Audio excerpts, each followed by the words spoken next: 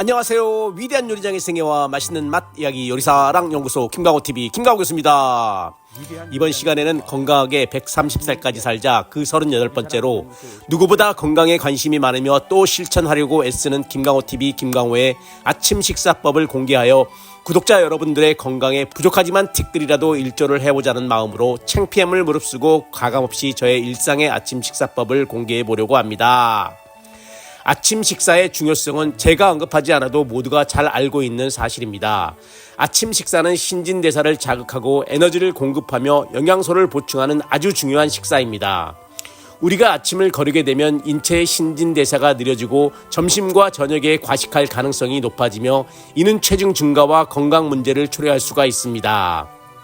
이처럼 저는 하루의 끼니 중 아침 식사를 제일 중요하게 생각하고 있는 사람 중 한 사람인데요.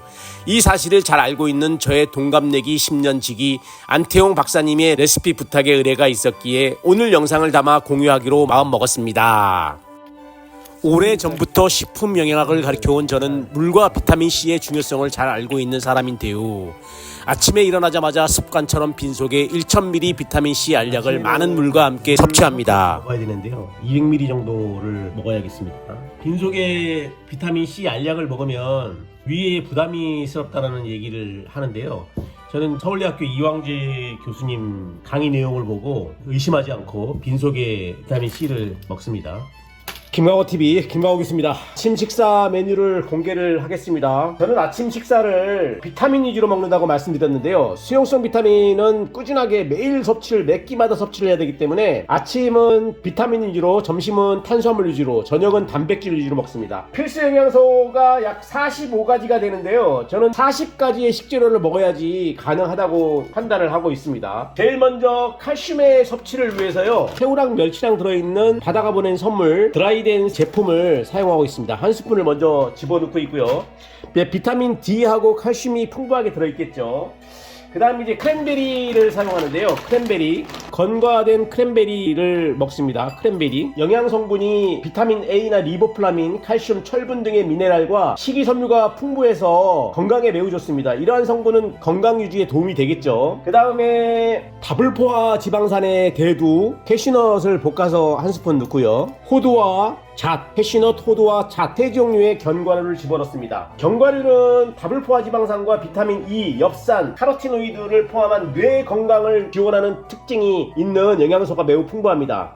연구에 따르면요, 8주 동안 매일 60g의 견과류를 먹은 젊은 대학생들이 언어적, 추리적, 즉 말로 제공되는 개념을 이해하는 능력이 향상되었다는 것이 검증되었습니다. 그래서 견과류를 꼭 챙겨 드셔야 되겠습니다. 다음으로는 미숫가루를 3스푼 집어넣습니다. 미숫가루 1스푼, 2스푼, 3스푼. 미숫가루는 당을 촉진시킨다는 말이 있는데요. 저는 당뇨 걱정이 아직 없으니까 국내산 찹쌀과 흑미, 현미, 쌀보리가 풍부한 23가지 잡곡으로 만들어져 있는 미숫가루를 3스푼 집어넣습니다.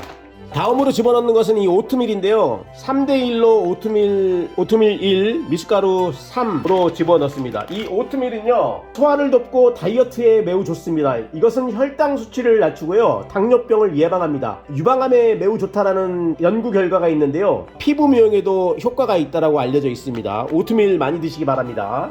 다음에는 강화 시리얼을 집어넣는데요. 이 강화 시리얼은 건강 위주로 비타민 B군 위주로 되어 있는 것을 선택을 했는데요. 단백질이 6.5g 들어있고 비타민 C가 83g, 비타민 D가 8.33 마이크로그램, 칼슘이 420g, 아연이 2.83g이 있는 체스 초코 마시멜로라고 하는 건데요. 달지 않고 좋습니다. 요거를 한 주먹 정도 집어넣습니다. 여기에다가 굴에 있는 우리 장모님이 챙겨준 이 화분입니다.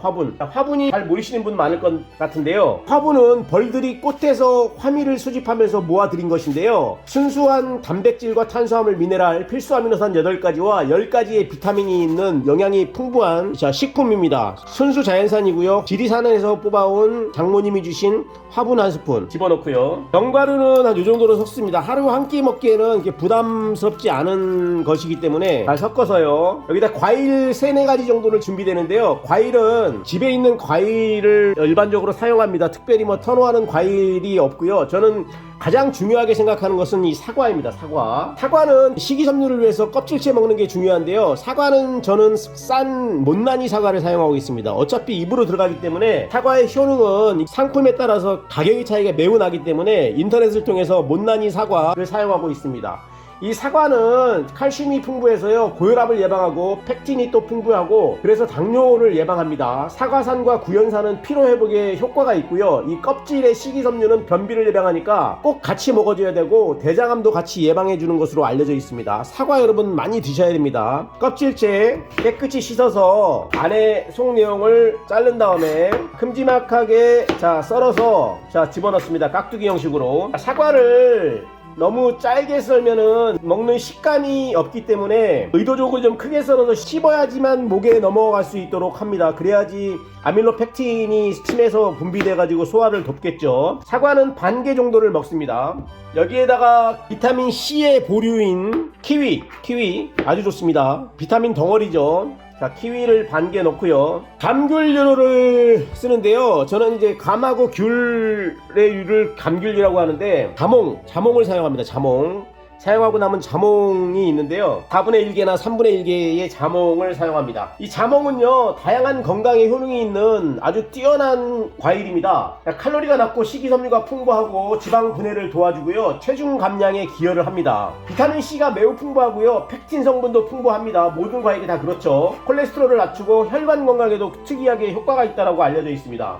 자몽에는 과일 중에서 칼슘이 많이 들어있는 과일로 알려져 있고요, 이렇게 껍질을 완벽하게 벌리지 않아도 식이섬유 관계로 흰 성분도 같이 먹고 있습니다. 칼슘이 다량 섬유하고 있어서 골다공증 예방에 좋고요, 사과와 같이 구연산과 함께 피로 물질인 젖산의 축적을 방지해서 피로 회복에 상당히 도움이 되는 것으로 우리 알려져 있습니다. 깍두기 크기 모양으로 썰어서 집어넣습니다. 4분의 1개를 집어넣었어요. 사과를 포함해서 과일 3가지 포함시켰습니다. 키위는 비타민C의 보고 인데요, 강력한 항산화제가 들어있습니다. 장 운동을 조절하고 심장 질환의 예방을 도와주죠. 그죠? 건강에 도움이 되는 과일을 3-4개 선발을 했고, 여기다가 고구마, 8만원 고구마를 식이섬유가 풍부한 장의 운동을 위해서 고구마를 껍질째 8만원 고구마를 집어넣습니다. 고구마요. 주재료가 다 준비가 됐는데요, 여기에다가 섞는 게 무엇이냐면 불포화 지방산의 대명사 올리브오일이나 마카다미아 오일을 사용하는데요, 불포화 지방산이 많은 오일은 지방산은 지방산 사슬의 1개 이상의 이중결합을 포함하는 지방산을 말하는데요, 이중결합은 수소원자가 결합된 형태와 대조적으로 보다 유동적인 구조를 가집니다. 건강에 미치는 영향은요, 불포화 지방산은 심혈관 건강에 긍정적인 영향을 미치는 것으로 잘 알려져 있고, 특히 오메가3나 오메가6 등 다양한 유분이 들어있습니다. 마카다미아 오일을 반 스푼 정도 집어넣을게요. 집어넣고 벌꿀을 사용합니다. 벌꿀이 좋다라는 것은 벌꿀의 예찬은 입이 아프죠. 아카시아 벌꿀을 사용합니다. 아카시아가 몸에 좋은 벌꿀로 알려져 있어가지고 저는 아카시아 벌꿀을 한 스푼 정도 집어넣습니다. 브랜드는 꽃샘이고요. 마지막으로 여기다가 우유를 충분하게 집어넣습니다. 나이가 이제 50이 넘어가니까 우유를 먹을 일이 거의 없어요. 그래서 우유를 꼭꼭 씹어서 아침을 먹을 수 충분하게 사줄 정도로 우유를 집어넣습니다. 이렇게 이제 준비가 완료됐는데요, 약 40가지의 식재료가 들어갔거든요. 이런 것들을 너무 빨리 먹지 말고 아침 뉴스를 보면서 차근차근하게 씹어서 약 20에서 30분 정도에 걸쳐서 먹겠습니다. 사람은 과연 몇 세까지 살 수 있을까요? 이런 생각은 누구나 한 번쯤 해보았을 텐데요. 현대의 우리 인간은 기대 수명이 이미 100세가 되었고 우리나라의 실제 수명도 현재 90살입니다. 뿐만 아니라 앞으로의 기대 수명은 120세가 넘어 그 이상으로 늘릴 수 있게 되었으며 젊은 시절의 근력과 생기를 되찾을 수도 있게 되었다는 이론도 여기저기서 나옵니다. 우리가 만약 100세가 넘는 나이임에도 불구하고 외모는 50세 중반 정도로 보이고 새로운 취미와 소일거리까지 함께 한다면 과연 어떨 것 같은가요? 여기에다 암이나 심장질환, 당뇨병, 만성적 감염, 치매, 시력 저하, 청각 손실, 무기력증 등 우리의 삶을 고통스럽게 하는 병이나 더 이상 건강의 이상 신호들을 걱정할 필요가 없다면 얼마나 좋을까요? 그러나 이 모든 믿을 수 없는 것들이 이제는 사실이라고 하버드 대학의 데이비드 싱클레어 같은 학자들이 말하고 있습니다. 노화는 질병이다. 노화도 암이나 당뇨병처럼 치료약과 기술을 개발할 수 있는 질병이란 말이다. 라는 논리로 텔로미어의 저자 마이클 포셀의 주장인데요.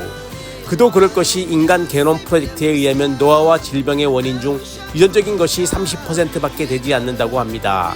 나머지는 외부 환경과 자기 관리에 달려있다는 것은 우리에게 정말 반가운 소식이 아닐 수 없습니다. 이처럼 바른 생활과 먹을 것 하나만으로도 70%의 확률로 무병장수를 누릴 수 있다는 것은 많은 학자들이 주장입니다. 하지만 건강과 젊음의 아름다움도 노력이 필요합니다. 우리의 과도한 스트레스는 독소를 만들며 높은 혈당을 만들어낸다는 것도 간과해서는 안 될 것 같습니다. 그래서 저는 제일 중요하다고 생각하는 것이 먹는 것이라는 생각을 버릴 수 없는데요. 모든 구독자님들의 건강과 안녕을 기원드리며 모든 회원님들께 꼭 건강하게 130살까지 사시라는 말씀을 드리며 이만 마치도록 하겠습니다.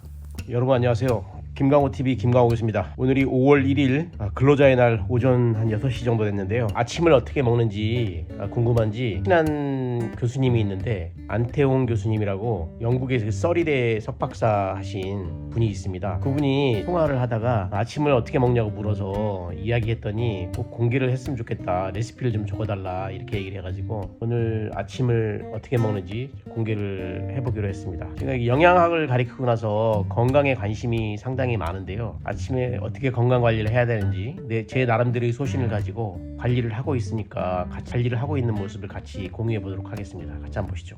구독과 좋아요는 영상 제작에 큰 도움이 됩니다. 이상으로 요리사랑 연구소 김강호TV 김강호 교수였습니다. 감사합니다.